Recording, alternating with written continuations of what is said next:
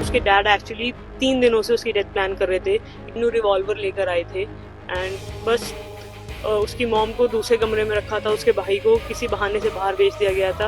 राधिका के पास एक डॉग है लूना एंड वो पिटबुल है, तो मतलब she would have also saved her, पर उसको भी घर से थोड़ा बाहर रखा गया था and he waited for the right moment और पीछे से मार दिया।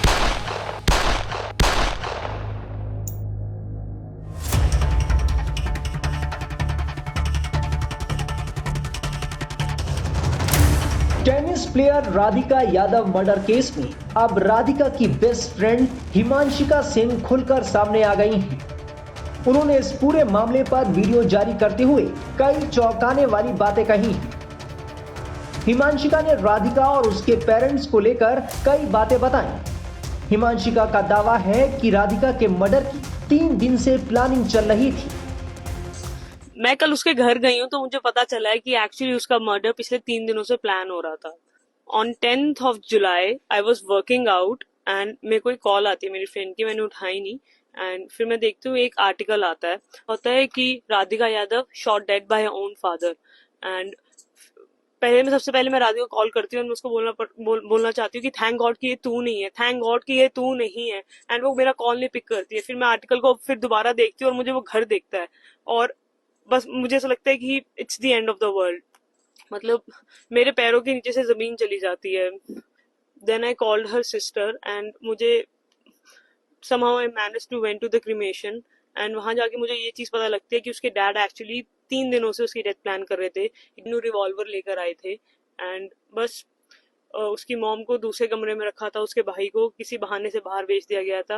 राधिका के पास एक डॉग है लूना एंड वो पिटबुल है, तो मतलब she would have also saved her, but उसको भी घर से थोड़ा बाहर रखा गया था and he waited for the right moment और पीछे से मार दिया। मतलब 5 गोलियां कौन सा बाप मारता है, मुझे तो ये समझ में नहीं आ रहा इतना उसने क्या ही करा था। अपेरेंटली उसके डैड उनके फ्रेंड्स के इन्फ्लुएंस में आके, क्योंकि उनके जो फ्रेंड्स थे वो बहुत ज्यादा जेलस हो गए थे राधिका की सक्सेस से।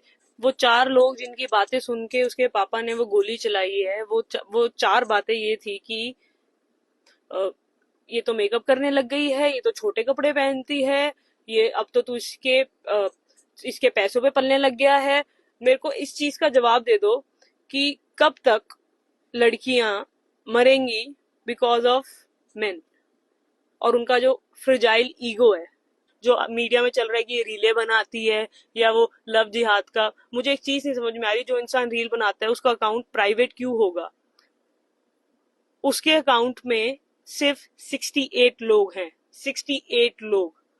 जो इंसान रील डालता है उसके कभी इतने कम फॉलोअर्स नहीं हो सकते हैं। अपना अकाउंट उसने प्राइवेट करा हुआ था, लास्ट रील उसने डाली थी 23 मार्च 2024। मैं रही हूँ उसके साथ, मैं उसको जानती थी और मुझे पता है कि वो बहुत ज्यादा शरीफ थी, बट पिछले 10 दिनों में उसकी लाइफ इतनी ज्यादा मिजरेबल हो गई थी कि उसने बस गिव अप कर दिया था। उसने बोला था कि जो तुम बोलोगे, मैं जैसे तुम बोलोगे मैं रहने को तैयार हूँ। बट वही है, उसके पापा का इतना ज्यादा दिमाग खराब हो रखा था कि कोई फेस पे एक्सप्रेशन भी नहीं था। मतलब वो इंसान को दिख रहा था कि कोई साइकोलॉजिकल प्रॉब्लम है, बट वही है, बात किससे करे। मुझे बस एक चीज समझ में नहीं आती है कि कब तक। हिमांशिका के मुताबिक राधिका के ऊपर परिवार की तरफ से बहुत पाबंदियां थी। उसके घर आने जाने का भी टाइम फिक्स था। उसे हर सवाल का जवाब देना पड़ता था। मीडिया में बहुत बातें सुनी होंगी, बट मैं बताती हूँ राधिका यादव की सच्चाई। मेरा नाम हिमांशिका सिंह है, राधिका यादव मेरी बेस्ट फ्रेंड थी। हम पिछले 8-10 साल से बहुत क्लोज थे and I just lost her. मुझे लगा नहीं था कि मैं इस चीज के बारे में इतनी जल्दी बात करूंगी, बट मेरे पास कोई और चॉइस नहीं है। कल ही मैं उसकी बॉडी देख कर आई हूँ। इस वीडियो का सोल पर्पस यही है कि तुम सब जान पाओ कि राधिका कौन थी। राधिका यादव एक इंटरनेशनल लेवल टेनिस प्लेयर थी। वो मेरी बहुत अच्छी दोस्त थी। वो बहुत ज्यादा काइंड सोल थी, वो बहुत स्वीट थी, बहुत ज्यादा इनोसेंट थी एंड वो पिछले 18 साल से टेनिस परस्यू कर रही थी। उसको फोटोज क्लिक करवाना और वीडियोस वगैरह बनाना बहुत ज्यादा पसंद था। वो जो एक कमर्शियल वीडियो उसकी चल रही है, वो एक बस नॉर्मल म्यूजिक वीडियो थी जो उसने आई गेस 1-1.5 साल पहले शूट करी थी, एंड उसके खुद के फादर ने उसे ड्रॉप करा था। उसके अलावा भी उसके काफी ज्यादा शूट्स थे, एंड फिर धीरे धीरे करके वो सब चीजें बंद हो गई बिकॉज उसके पेरेंट्स बहुत ज्यादा वो बहुत ज्यादा ऐसे थे कि लोग क्या कहेंगे। उनके पास हमेशा से ही सोसाइटल प्रेशर बहुत ज्यादा था, और वो हमेशा से ही ऑर्थोडॉक्स थे, मतलब वो रोका टोकी हर चीज में रहती थी। मतलब मैं और राधिका, हमने I think we started playing in back 2012 या 13 में। हम साथ में ट्रैवल भी करते थे, हमने आपस में भी बहुत सारे मैचेस खेले हैं। तो मतलब मैंने उसे देखा नहीं है कि किसी से ज्यादा बात करते हुए, हमेशा देखा है कि वो अपने पेरेंट्स के साथ ही रहती है। एंड लव जिहाद के बारे में बात हो रही है, आपके पास कोई, किसी के पास कुछ प्रूफ क्यों नहीं है? लव जिहाद, वो किसी से बात भी नहीं करती थी, उसके घर पे इतनी ज्यादा रिस्ट्रिक्शंस थी, बट वो बहुत टाइम से ना अपने घर पे सफर कर रही थी बहुत ज्यादा। उसको ना घर पे बहुत ज्यादा घुटन महसूस होती थी, क्योंकि ऐसे कौन ही रहना चाहेगा यार, हर चीज का एक्सप्लेन करते रहना कि क्यों कर रहे हैं, क्या कर रहे हैं, किससे बात कर रहे हो। आई रिमेम्बर वीडियो कॉल्स पे भी उसको दिखाना पड़ता था कि अभी देखो हिमांशिका से मेरी बात हो रही है। मैं उसके घर पे भी विजिट करती थी, तो उसकी एकेडमी उसके घर से हार्डली 50 मीटर्स दूर थी, बट फिर भी उसको घर पे आने का एक टाइम था कि इससे लेट नहीं हो सकते हैं। 50 मीटर इतना है कि आप घर से उसकी एकेडमी देख सकते हो, जहाँ पे उसने कोचिंग स्टार्ट करी थी। एज अ कोच वो बहुत अच्छी थी, उसके सारे स्टूडेंट्स को वो पसंद थी। राधिका हत्याकांड में इनामुल हक नाम के एक शख्स का नाम भी बार बार सामने आ रहा है। बताया जा रहा है कि राधिका यादव ने 1.5 साल पहले एक वीडियो एल्बम भी शूट कराया था, जिसमें उसके साथ इनामुल हक ने एक्टर के तौर पर काम किया था। मैं उनसे फर्स्ट टाइम मिला था टेनिस प्रीमियर लीग में, जो दिल्ली में हुआ था। उसके बाद मैं उनसे मिला था म्यूज़िक वीडियो में, जो हमने म्यूज़िक वीडियो शूट किया। फिर मेरी कभी मुलाकात नहीं हुई। वो मेरे लिए सिर्फ एक एक्ट्रेस है और एक्ट्रेस थी, और ऐसे मैंने बहुत काम किया है और भी कई सारी एक्ट्रेसेस के साथ।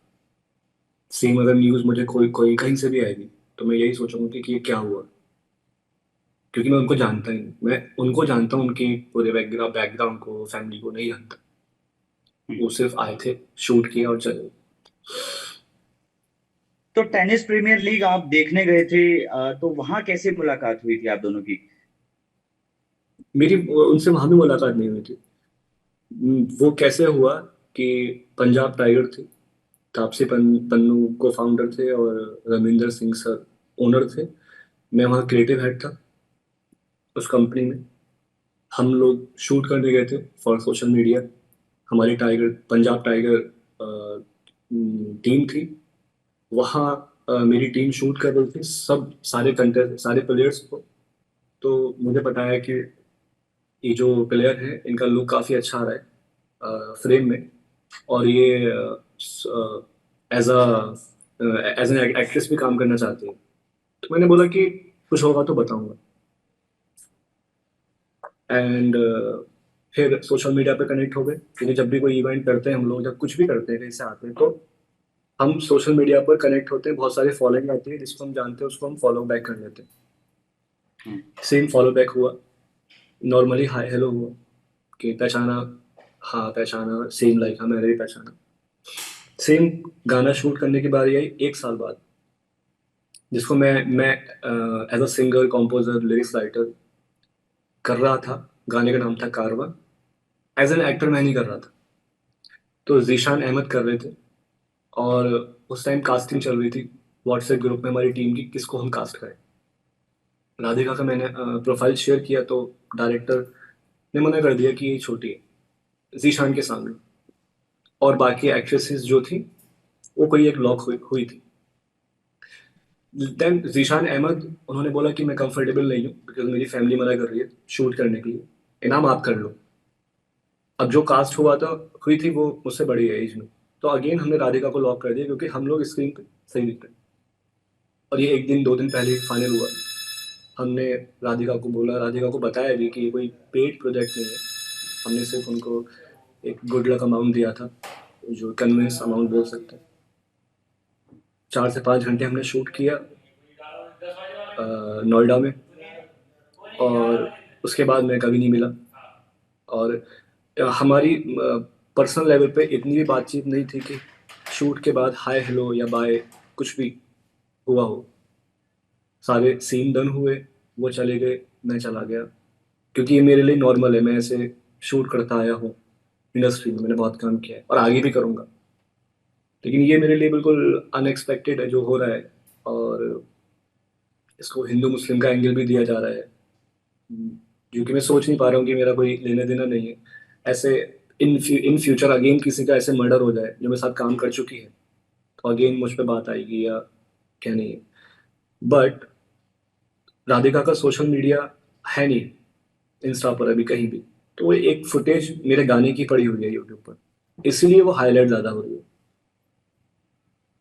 बस इतना ही है। उसके बाद मेरी ऐसी कोई बातचीत नहीं, कोई पर्सनल रिलेशन नहीं, कोई दोस्ती दोस्ती भी नहीं, कुछ नहीं। तो शूटिंग ये कब हुई थी आपकी इस गाने की? 1-1.5 साल पहले। 1-1.5 साल पहले। तो कहाँ चली, कितने तक चली थी? और 4 से 5 घंटे शूट चला था। अच्छा। नोएडा में हमने शूट किया था। हम्म। 11 बजे से लेके आई थिंक 5-6 बजे तक शाम को। एक ही दिन हुआ था शूट? एक ही दिन। तो शूटिंग दौरान राधिका की फैमिली में से कोई आया था, फादर मदर, या फिर अकेली राधिका की, फैमिली? हाँ हाँ, राधिका की मदर साथ में आई थी। एंड राधिका ने मुझे सेट पर ये भी बोला था कि उनके फादर को ये गाना बहुत अच्छा लगा। तो इसका मतलब वो अपने फादर की भी परमिशन लेके आई थी। फैमिली उनको गाना अवेयर थी बहुत मतलब अच्छा, आपको हाँ कि बिल्कुल। वो शूटिंग करने जा क्योंकि रहे हैं? क्योंकि वहां पर 1-to-1 राधिका और मैं नहीं थे। राधिका की पूरी फैमिली को पता था, मेरे पास बड़ी टीम थी, डायरेक्टर, प्रोडक्शन हेड। तो ये एक तरह से हम बोल सकते हैं कि एक प्रोफेशनल कनेक्शन था राधिका के साथ। बता दें कि बीते गुरुवार को राधिका यादव की उसके पिता दीपक यादव ने गोली मारकर हत्या कर दी थी। आरोपी पिता को 14 दिन की न्यायिक हिरासत में भेज दिया गया है। फिलहाल पुलिस हर एंगल से मामले की जांच कर रही है।